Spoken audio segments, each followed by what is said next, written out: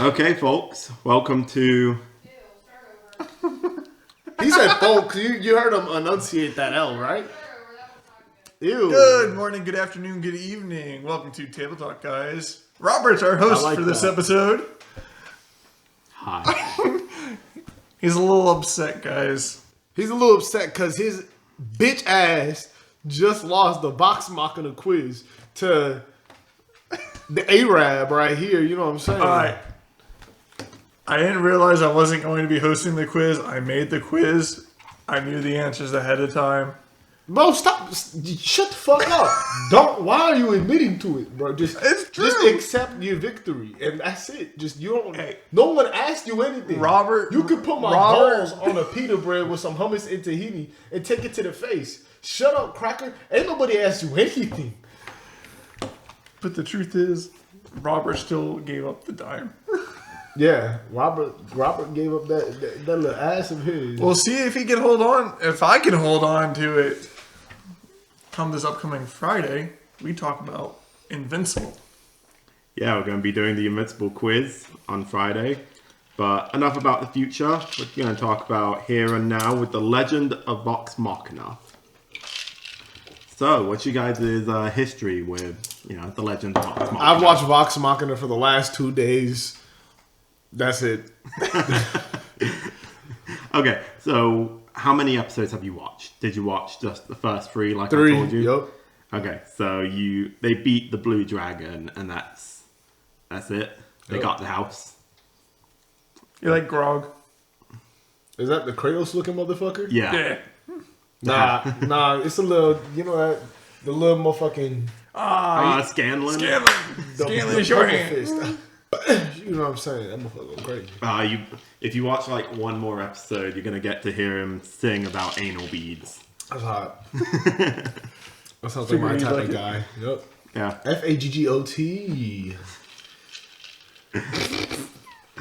Faggot. Fagot. Yo, that's what Clarkson had on his farm. A bunch of fag goats. Okay, Nate, how about yourself? Your history of the Legend of Vox Machina. Just like everything else, you recommended it to me. I think I finished it, or I caught up to it. Recommends anal sex. I'm looking forward to the new season that comes out. So you've seen all 3 seasons. Pretty sure I have. Okay. It has been a little bit since I've watched it, so... Yeah. Yeah, he had to kind of remind me about the names of the characters. And this man somehow went 9 out of 10 on the quiz. Hey, I got a bonus point on a part. So, that's the only reason. And I've watched Legend of Vox Machina since it first started airing on Amazon Prime. I've seen a bit of the Critical Role stuff, but it's kind of hard to watch. I'm definitely interested in the lore behind it, but so much easier just absorb it in the show than watching the D&D campaign. Especially when they're like an hour and a half, 2 hour long session. You're like, I can't focus for that long. Yeah, it's an hour and a half, 2 hour sessions, and just like all D&D campaigns, it doesn't actually... unnecessary movements and everything like that. There's no flashy pictures or cool fight scenes that you can see. Well, you don't even need that, because you can just listen to it like an audiobook, but it's I don't know, just people doing stuff. There's no actual plot. Yeah. Like, they just spend 30 minutes just trying to get something. Yeah, so you can watch this very cut down version if you're just like, yeah, give me all the important bits. I guess, there's no plot, but, they're kind of making the fucking plot. Yeah, exactly.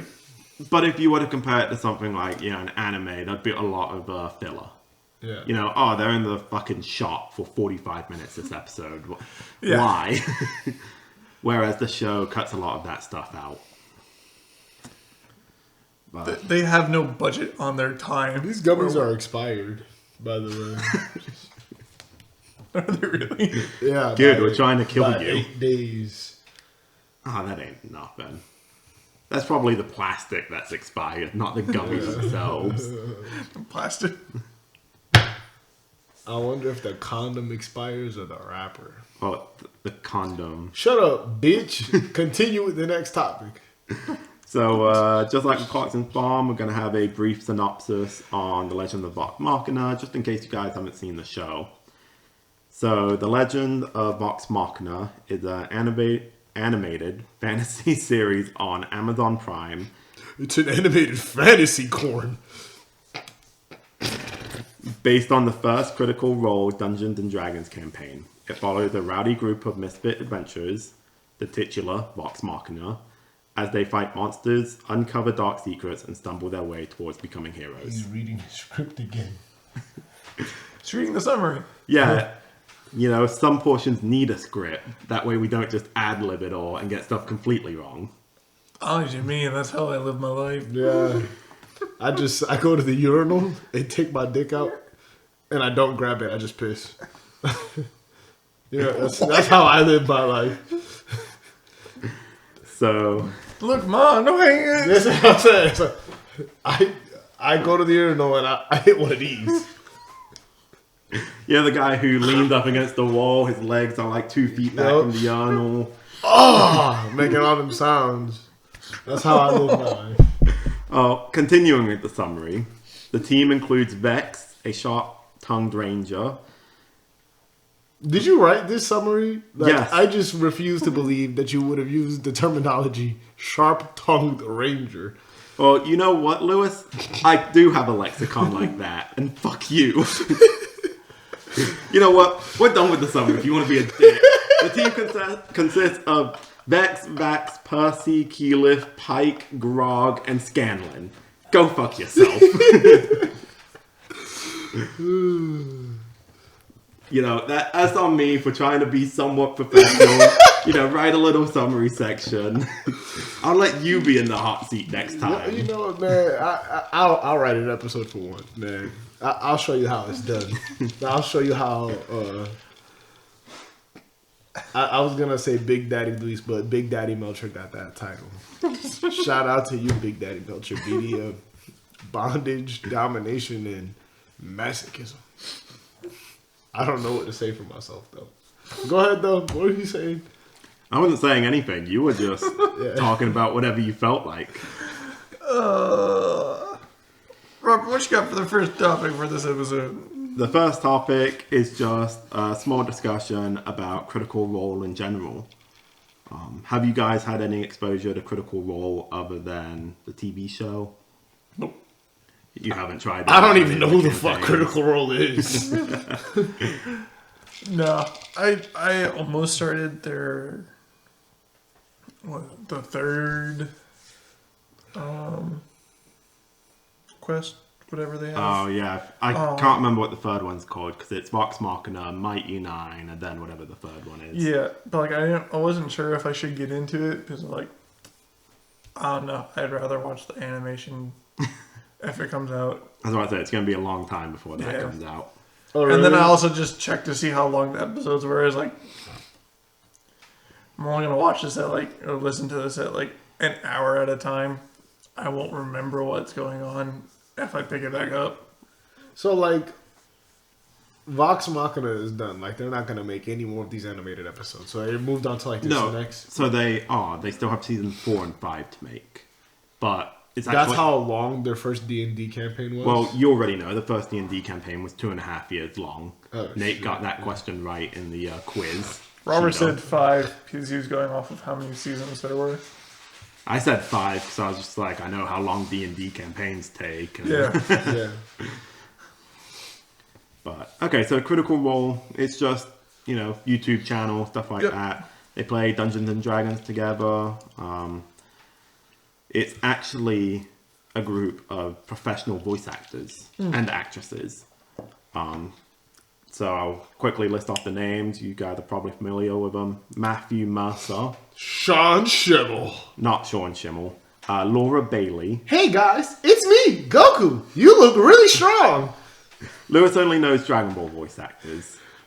Travis Willingham, Liam O'Brien, Marsha Ray, Taliesin Jaff. I totally butchered Does that. Christopher Sabat voice some One Piece characters? I feel like I Yeah. was listening to Piccolo in some of Doesn't the he One voice Piece episodes. Sanji? Oh, that explains the Piccolo. No, it's not Sanji. Zoro. Zoro. Yeah. Yeah. Ah, green. Ah, yes. Continuing, Ashley Johnson and Sam Riegel. I wonder if Ashley has a Johnson. You see, you're wondering it too. I'm pretty sure she does not. That's hot. Okay. So the next topic is how the show came to be. We alluded to this a bit during the quiz. So I'm actually going to let Nate take point on this and see how much he remembers. Yeah. So come on, how did the show come to be? You fat No, goat. what do you mean from the? What do you mean from the beginning or just, from what? Just, dates, Just go ahead. money, Oh. stuff like that. Oh, the Kickstarter. Gotcha. Yeah. So they had to. So they wanted to make it. They wanted to animate it, but they needed a whole bunch of money because animation costs a lot. Sucking dick. So they started a Kickstarter.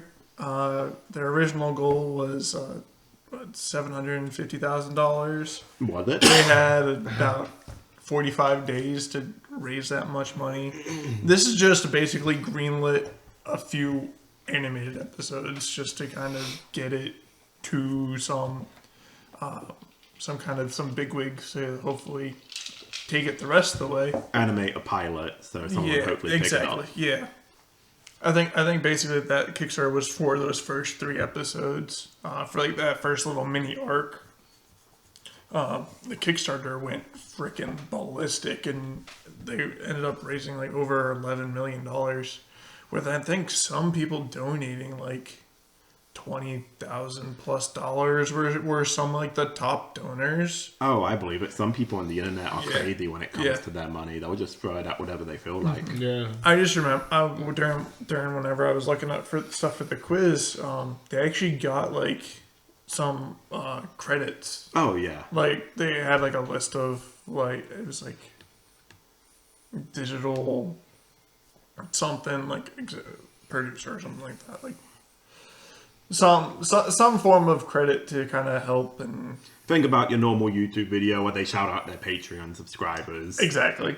Except in a professional TV show. Yeah, exactly. One holds a whole lot more weight. Imagine paying $20,000 just to have your name in some credits. Yeah, that's also just crazy. I guess if you have that expendable money, though, and it's something you're passionate about. Yeah. But also, it's like, how much of them were You know how actually much just like porn that can buy? I'm guessing $20,000 worth of porn. Yep, exactly. You'd hope so, or else that'd be a bad deal. So, like Nate was saying, raised over $11 million in less than a month, enough to fund an entire series. Because of the massive fan response, Amazon Prime actually picked up the show to produce and distribute it. Officially premiered in January of 2022 with professional voice actors reprising their role. It's it was cool. The fact that these professional voice actors were having fun on the internet. And then I believe like 7 years later, I think the first campaign was about in 2015, somewhere in that range. Something like that. 7 years later, they're able to make a professional TV show with something that they created for fun. That's very impressive. I think it was crazy on how fast they were coming out with the episodes. It didn't take them. They weren't releasing them monthly whenever it was or weekly, like when it was like a regular TV show was. Well, I think they had them done in like batches, so most of the show was done before it started airing. Yeah, but I know like the whole first season was like done being released like by the end of February. Yeah, they would release, I believe, 3 episodes at a time every like 2 weeks. Yeah, something like that. It's a good way to keep people attached to the show. Yeah. I mean, the first season, the first 3 episodes have their own mini arc, and they seem to do good with that, either having a hook at the end of every 3 episodes, or, having it be a conclusion of an arc. I mean, season 3 did that very well with a death that I'm not going to say just in case Lewis is interested in the show. But I like spoilers. Spoiler alert. Cover your ears before they get raped. What are you about to say? Yeah, so spoiler alert again if you don't want to know what happens in season 3. Granted, if you've seen the campaign, you know about it. Percy dies in like episode 6. I don't even know who the fuck Percy is. The guy with the gun. Oh, that's my boy, White-haired- man. Yeah. That's Dude, my cracker, man. What the Season fuck? 1 is like dedicated to him, and it is great. He dies in episode 6 of season 3. Damn, bro. Yeah, and so you're Free my just boy, bro. you're left with that, and it's like really somber music, and then you're stuck for like 2 weeks, and you know that's how you do it. That's how you have people come back, and not just get burnt out watching an entire show in one sitting. Yeah. That man fights some inner demons. I mean, he does Literally. that in season 1 as well. Yeah, I know. Quite When literally. they're actually hidden are demons. His inner demons come out to play during the rest of the show. That's hot. Yeah. You would definitely like it, Lewis. What are you? The succubuses come out. I don't think There they're aren't any. any Shut up, succubuses. man. Let me live my life. Let me have my imagination about what this show is, man. Because I'm not about to watch this shit once we finish this episode. See, surprising again. I think you would really like it. Okay, so the next topic is just a small discussion on the seasons of the show, what works about them and what doesn't. So, Lewis, you've only seen 3 episodes, so do you want to contribute to season 1? Yeah. What's you like about the first 3 episodes? Yeah, what do you like about that mini arc? The short people. I have a thing for midgets. So seeing those 2 midgets just go at it, a holy midget and a musician midget. Imagine all the midget corn. I I don't digress. believe all that. Yeah, I don't I think you do. can say that anymore. All right. I'll let the Arab elaborate now. Okay, Nate. Season 1, how'd that work for you? And let's focus more on the Briarwood arc instead of Brimscythe and the mini arc in the beginning. Yeah. So I mean that mini arc opens up like for the remaining rest of kind of the series and what's to come. And it's kind of like whenever that does come back up later on, you're like, oh yeah, that did happen.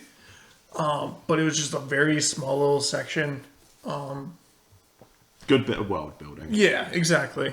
And kind of looping everything in and kind of keeping it all still relative, and you can tell like the seasons aren't like super far out like after each other. Like sometimes like there's a time skip or something like that in between some shows, but you can really feel it's like that's probably only like been like 6 months ago that they did this one action, and now it's caused this much of an issue. But no, I like the Briarwood is kind of the beginning of them kind of starting to do the bigger character development of the group. Definitely kind of starting off with Percy, and then the development between Vax and Percy's relationship, and kind of Vax and Percy. Are you telling me Percy gets with one of the midgets? Vex Vex. Dahlia. So there Yes. is No. midget corn in No. here. no, the elf, the bow The- using one, the hunter, The female female elf. Are you talking about that the little tall shorty with the Yeah, the colored tall, hair? dark skinned one. I don't recall any dark skinned people. Not the green one. Not the Arishar. The one with the bear. Yeah. I One don't with the remember accent. the bear She has an having accent. another. She has an accent. Is that the bitch who gets like visions like, oh my gosh, my Yeah. head is hurting? Yeah. She's an elf? Yeah, she's a half elf. The fuck? Talking about elves, quick thing. I got reincarnated into it. I don't fucking remember the thing. It's like The Minecraft. it's one. a visual. It's not a visual novel. It is a light, Light novel, novel. that is based on Minecraft. It's an isekai. It's like based on Minecraft. The main character has Minecraft abilities, reincarnated into a fantasy world. Dark elf named Sylphie. Shorty is bad, bruh. I throw in my life for that thing and be still good. I digress. So you're saying she just runs around and punches trees? Huh? She just runs around and just punches trees? No, she owns him. He like wear the collar and stuff. Yeah. No, but like Shorty is mad strong. Shorty is like the princess of a kingdom. I'm and very she's going confused. to war with the Holy Kingdom. Yo, Shorty is a badass, bro. I ain't even gonna lie, bro. Shorty could hold it down. And you could wear a collar and be on a leash and respond to Shorty in public like a dog and be still good. I digress. Go ahead. Anyway, yeah, season 1, Railroad Arc, like you said, heavy emphasis on Percy. It is basically a revenge story. That is what the arc's about. He's been kicked out of his own land. He's coming back to wreck shit. And he does. Yeah. He gets revenge on everyone who's wronged him. He fights some inner demons along the way. Loses a hand. Sasuke, the shit. Yep. No, not quite like Sasuke. But it was good foreshadowing with Ripley. Yeah. Because you see her and she's missing an arm. And then Percy winds up losing his hand. Mm-hmm. So I thought that was pretty cool foreshadowing. I did enjoy that the mini arc with Brimscythe in the beginning was kind of high fantasy. Yeah. Whereas the Briarwood arc was more gothic. It was dark, gringy. There was a lot of reanimation going on between the wolves that they used to get the book back and the zombies in the middle of it. Mm-hmm. So I thought that was very interesting. The beginning of the show does feel a little rushed, though. We are coming in with an already established crew. I mean, I wouldn't say rushed. I'd just say guns blazing. Yeah, I mean... there's no... They're synonyms. Yeah, I mean, I wouldn't say, like... There's no growth because they're already there. Like, it's just like a... I mean, it's based off of the campaign. Which they had already started. Yeah, so it's basically just picking up where the campaign moves off and that sort of thing. Also, the show, like, takes a whole, like, dive. Like, it stops being based off the campaign. Well, no, so the campaign with Critical Role was already ongoing before they started airing it on, like, YouTube and stuff. Yeah, it was like the manga, yeah. Oh, no, what you mean is that they started it, but when they started recording it... Yeah. It was like halfway through the... Yeah. It's like us doing a podcast but not posting it. Yeah, and then exactly. Episode 32 we start and we have all these in jokes Inside and there's a jokes, plot yeah. line, stuff We like already that. have our character, like, our personality. Yeah. They didn't see it the develop. character, the Be British, the Yeah. Avatar, the Arab. So what it was they started a campaign. It was actually a Pathfinders campaign for like one of his friend's birthdays. And then P.F. Chang's. and then they were approached by another company, I can't remember, to start posting it on YouTube. And they did, but they're already partway through the story, so they just continued rolling. But I do feel like, especially in the beginning, like you said, it's kind of breakneck pace. You go from belligerent bar fight to we're talking to the king. Yeah. Like it moves very fast, which some people can view it as a pro, some people can view it as a con. Yeah. I definitely think it's kind of more of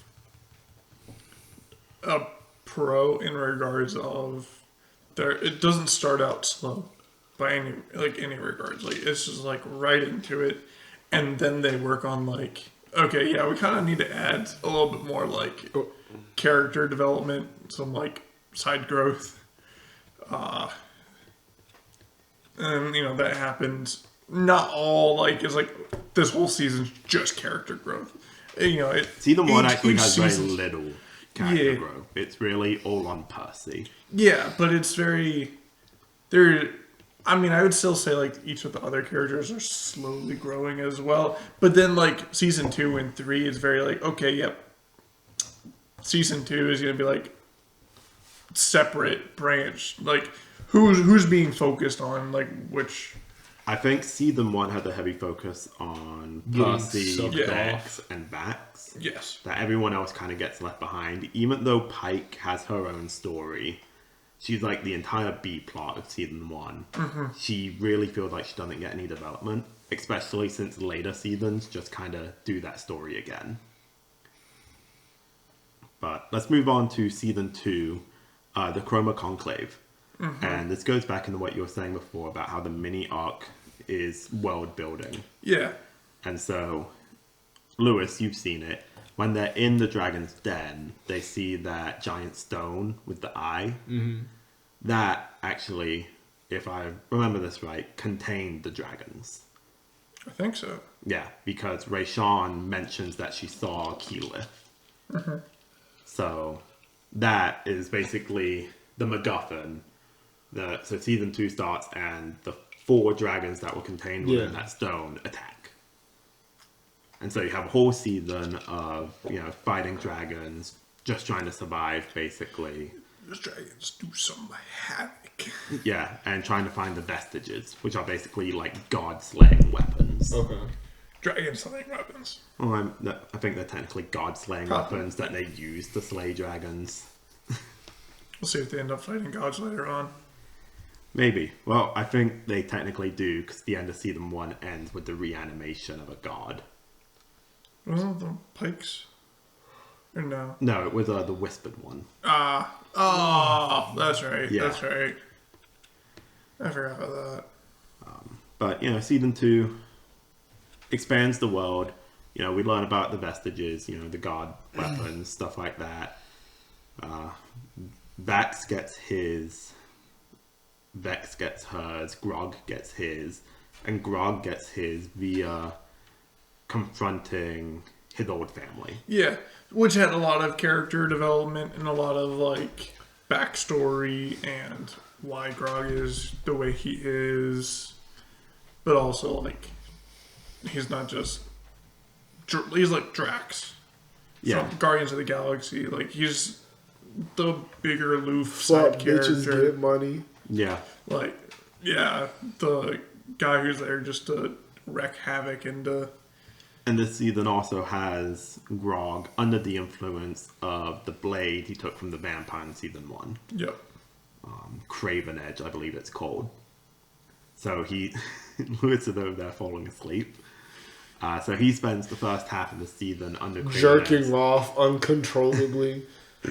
influence, which leads to, I believe, the halfway point of his where he really gets some character development when he loses all of his muscle. Yeah. And can't jack off. He has to take a suppository. Kratos loses his muscle, bro. Yeah, it's the reverse of the jerking off jacking. No. I was gonna say the superhero serum from Captain America. It's like the inverse of whenever he rages. 'Cause when he rages, he bulks up a little. Yeah. Yeah. But dude's It's skin and bones. Hulk the Banner. Yeah. That's hard. He can't stand up on his own. The midgets have to drag him halfway across the continent. Yo, and this happened during the second most of season. the time. Yeah. Yo, these midgets, I might just have to watch it, bro. Dude, Scanlan had a great character arc in season 3. Scanlan is a kid. Who the fuck is Scanlan? The midget with Oh, the the hand. little purple motherfucker. Yeah. The guy you horny like. one. See that? I knew. He's got a kid. I knew that was my. Why are you dapping me up? You're the closest thing to the midget right now. Yeah, an inverse of a midget, Yeah. but you know what it You see says. that? My boy got a kid, and he we didn't even know about him season 1 because he didn't give no fuck, bro. He didn't even know about it. That's me, bro. That's me. Just like me, for real. Homies all one for real, man. Okay, so I think we hit the important parts of season 2. Oh, Scanlan gets his vestige as well. The Dawnbreaker? No, Oathbringer. Something. He gets a sword. And he slays the dragon. This man is a musician, an unknowing dad. The motherfucker got rich. Man, that man, me for real. What the fuck, man? What the You fuck? literally get introduced to him giving oral to someone in the beginning of episode 1. This is what I'm saying, bro. This is. I mean, I didn't know. I just listened to it, remember? But yes, this man is me for real, bro. Okay, and then season 3, the end of the Man Chroma likes Conclave, ketchup on his hot dog bun. and the Whitestone legacy. The stuff that happens regarding Anna Ripley. I mean, again, there's more growth with Percy and Scanlan. Scanlan's kind of had this story through the midpoint of season 2, which culminates at the end of season 3 with his daughter.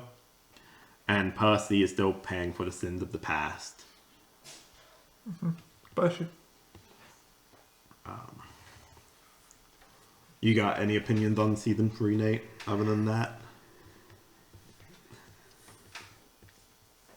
Not really. I mean, I'm trying to. So,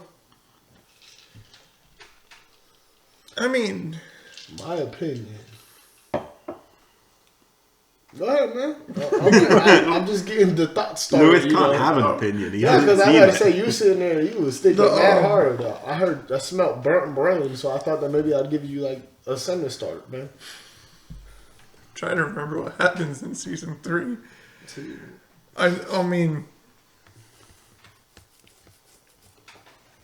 yeah, they have everything So with the beginning- the whisper. Well, that doesn't come up in season 3. So it begins with them basically going on a hunt for the vestige that rejects dragonfire. So they wind up going to hell, while some of them stay back in the icy plane, fight the ice dragon. When they come back from hell, they bring a demon with it. The ice dragon fights the demon. They both get... The ice dragon defeats the demon, but is like severely wounded, so they wind up killing the ice dragon. Then you get the Anna Ripley stuff where Percy dies. After that, they go and fight the fire dragon, Fordak. They beat Fordak. Yeah. Rayshana steals Fordak's body. They all go on their mini like, oh, fuck you guys arc. And then they fight Rayshana in Fordak's body. And Keyleth defeats her basically one-on-one. Yeah. And then they She resurrect Percy. she had a whole. Yeah. She's had this whole beef plot throughout every season for her Aramente, where Yeah. she's basically been gaining more and more skills. She's a bit like the Avatar, Lewis. Who the fuck is Keylist? The one with the horns. She's the green leafy one. She has the staff. Oh, she's the one with the colored hair. yeah, the Like orange the hair. orange Yeah, man, I redhead. don't give a fuck like that bitch, man. I care about my little shorty. You know, the little midget, man. Who gives a fuck if she's the Avatar, man? You know Looks what like I'm saying? Spike. No, he likes Scanlan. That's true. Yeah, you know, little shorty, you know what I'm saying? The little holy motherfucker, you know what I'm saying? Yeah, he likes Spike. He does like Pike then. You know what I'm saying? That bitch is like, they said, hey, bless my house.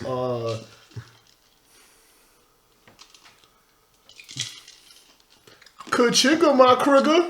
And then she blessed the house. Is that not what happened on the first episode? She was like, please bless our house so it doesn't get destroyed by dragons. And then she was like, oh, I haven't done this in a while. God, please help these people. Kachika, my krigger. There, your house is blessed. I'm sure that'll save us. Motherfuckers got murdered, bruh. Absolutely killed like dogs, bruh. Them motherfuckers just laid the fuck out, bruh.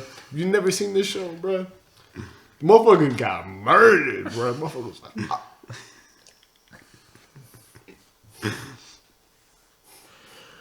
Okay.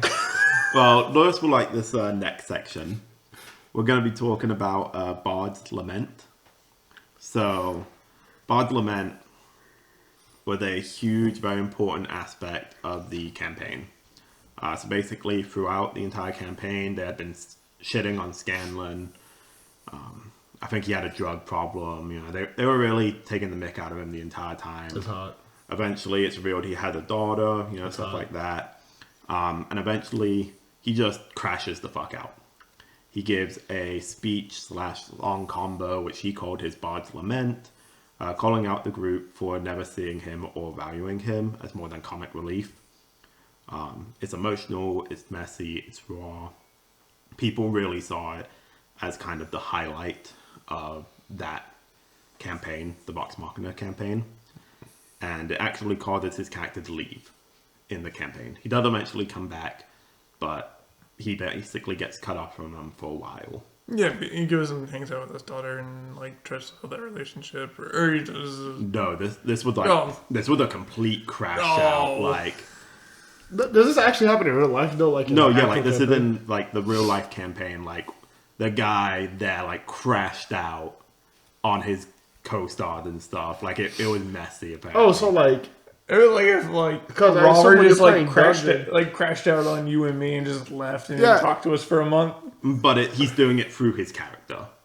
But also, like, apparently it was like... Yeah, so that's what I was about to say. Like, is he doing it through his character, or does he do it like actually as a person playing the game? From what I've read, it's a little column A, little column B. Like, the character was getting shit on, and, like, the actor also was kind of getting tired of it. So it was just like... Did the actor also have a daughter he didn't know about? I don't know. I don't know. That's a damn shame. But in the TV show, instead... How do you set up a campaign so that you have a daughter you don't know about, and you set up the fucking campaign? Well, so what it is you do world building. So, like, each player contributes a bit to it. So, like, Scanlan's backstory was he's a horny musician traveling around the world. So then the DM took that and was like, hey, what if you have a daughter you don't know about? And then introduces her into the campaign.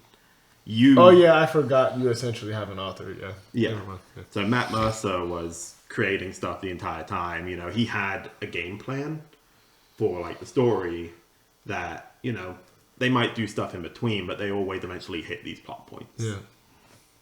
But in the TV show, instead of it being this big emotional outburst that kind of comes out of nowhere, it slowly built towards between season 2 and 3, where he just keeps being emotional, especially with Pike. Emotionable. Yeah, I know I flubbed that, okay. Keeps being emotional with Pike. He has some outbursts, and, you know, he tries to reconnect with Keyleth. And eventually it culminates with season 3 of him leaving the group, but on pretty good terms. He's just like, hey, I want to spend time with my daughter, basically. And, you know, we all have stuff we need to do. How about we split up for a little while? So some fans were a little upset that we didn't have the, you know, big emotional Bard's Lament. But also, how faithful can you be to the original material when, you know, Bard's Lament came out of nowhere? It was supposed to be a surprise. And if you're expecting it, does it really hold the same weight? Yeah. So the Bard's Lament, like the whole crash out, doesn't happen in this third season? No. It doesn't happen in the anime, no. Or in the animation. The show. It's more like it technically happens in the sense of, like, he leaves the group. It's not as big of a crash out, though. Oh. Yeah, he doesn't crash out on anyone necessarily. He just goes, hey, we beat the big bad. I want to spend some time with my Okay, daughter. I see. So how do you guys feel? Like, if there's a big emotional moment like that, how do you translate it between mediums? It's like, you know, I think it's literally up to you, right? Regardless, I mean, I don't know the show, but it's like, Yeah. you can either build it up as like a foreshadowing, but and then the thing is, if you've already seen the original campaign, you know it's coming up. Everyone Right? was expecting Bard's Lament, like, halfway through season 3 online. It was, how are they going to do Bard's Lament? Like, I'm so excited to see him crash out. And on I the mean, team. even if they were building it up, I mean, I don't know what the crash out was, but even if they were like hinting at it throughout, like you can still have the actual event occur. You know what I mean? So if I'm not sure if they just left the event out, that's what it sounds like. Yeah. So it sounds like it did it more of a disservice. it's not that they left the event out, it's more they let it play out over multiple episodes. Yeah, You It know, wasn't as... He had a it small, wasn't as intense. he had a small crash out here and there with Pike, stuff like that. He leaves the group in their moment of need to go and try and visit his daughter, stuff like that. Yeah, he left on good terms instead of Yeah, they being just handled like, it. They executed it poorly. Yeah. It happened, but they just executed it poorly. And part of why they wanted to end the show on good terms was that they weren't sure if they were going to get season 4. When they were producing season 3, that was it at the moment. Yeah. So they had to make the decision, do we end with Bard's Lament with a crash out and not know if we're getting season 4? Or do we end on, hey, if we don't get any more, we're comfortable with how it ended? Yeah, this makes sense. The way Because the ending's basically, we'll see you next time. Like, we're all going off in our separate directions, but, you know, we're all still friends. We might have a quest again eventually. So if the show ended there, you know, it's not that bad of an ending. yeah. It's not, they just beat the last bad guy. They're having a party. Someone makes fun of Scanlan. He's like, I had it. Flips the table. Yeah. Storms out. That's what And then that's it. Doesn't say anything else. I feel like that's kind of more of like with the crash out. Not necessarily. to the That's extent- more what people were expecting. Yeah. Like more, probably more yelling and stuff like that. More emotional, not just like Raw, unfiltered emotion. It feels so real. Yeah, that's how people felt about this campaign, whereas the show felt more refined and narratively stronger. But okay. I feel like probably how they did it was just fine. Yeah.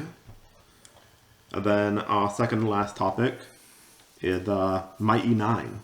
So we touched on this a little before, but Critical Role has 3 campaigns. You have The Legend of Vox Machina, Vox Machina, not Legends, that's the show.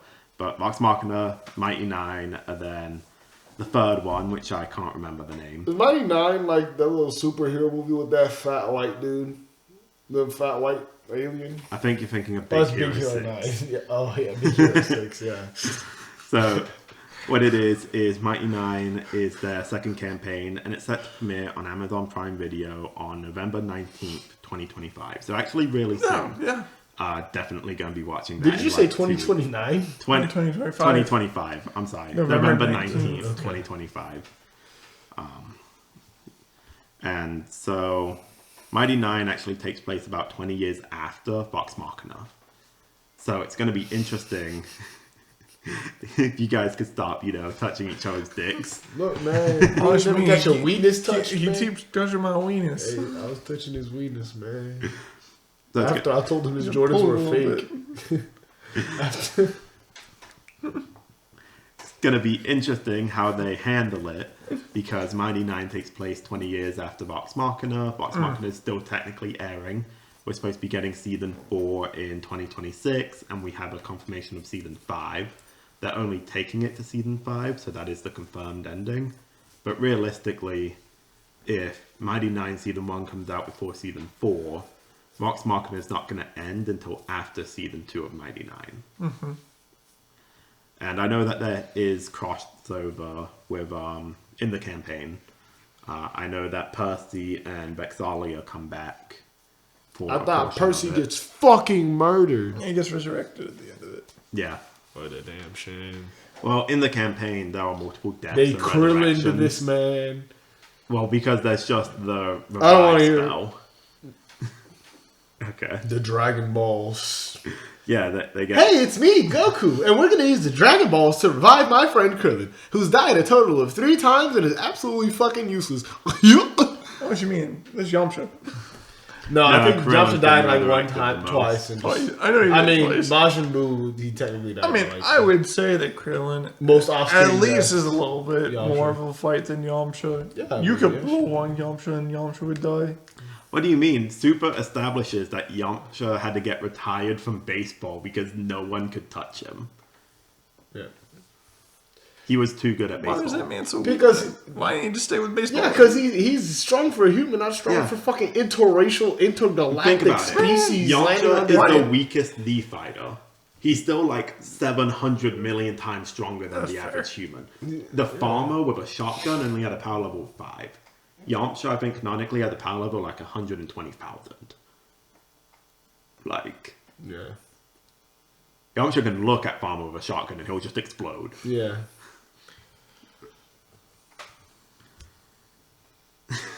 Okay. You get it now? Well, I think we're done with the Mighty Nine discussion because I think that was going nowhere. So we'll just finish up. I think it'll be a good show. That cracker wants to sleep. Okay. I think we'll just finish up with favorite characters or moments from the show. I like Grog. You like Grog, I like Grog. and You I know think what we I'm all about to know say. that You like Scanlan. Scanlan. I like them little midgets, man. You know what I'm saying? I bet you they have midget sex, man. I bet. Nah, Pike and Grog are No, they're friends. it's They're totally friends. going to be Pike and Scanlan. The Yeah, amount of yeah. times they've like hit on each other and blushed. Yeah, that's true. That's what I'm saying, bro. You know, it's midget love, bro. They literally have midget-sized Grog and the genitals, Bear. man. Like, they probably call whatever the fuck... What's his name, Scanlan? Yeah. You know, if this was real life, they'd probably call him Mr. Big. You know what I'm saying? Probably. It's like the midget genitals. You know what I'm saying? Yeah, they're small, but big in a big way. You know what I'm saying? So I'm actually going to take She it. probably got a big-ass pussy. You know what I'm saying? Heavy-ass, 5-pound pussy ass. I ain't never seen no fat pussy. She look like a hot dog bun. I'm actually going to take it in a different direction. I'm not going to do my favorite character. I'm going to do my favorite moment. And it's going to be when Vexalia kind of crashes out on her dad in season 3, talking about how he ruined her, the person, and taught her that her love was poison. That was, I enjoyed that. Damn, Robert. Well, it was cathartic. Yeah. You know, coming and confronting your abuser. Coming is very cathartic. Well, she did that a lot earlier this season. That's hot. I fucking hate you. And we're ending this episode. Bye.